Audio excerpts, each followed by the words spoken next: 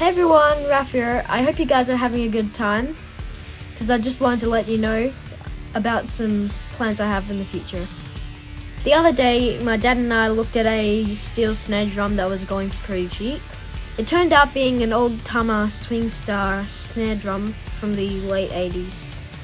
It was deconstructed by its previous owner, a guy named Mal, so I thought it was a good project for me to try and restore the snare in front of all of you guys. I asked him to subscribe to Pixels and Beats, but then he said he's a bit too old to be using any social media besides Facebook.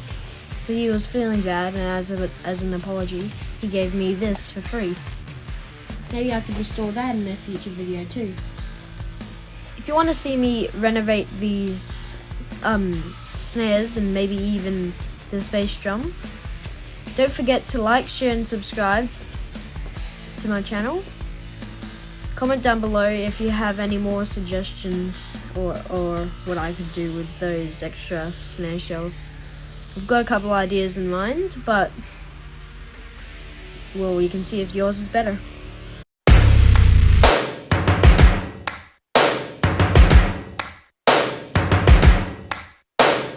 First things first, I'ma say all the words inside my head. I'm fired up and tired of the way that things have been.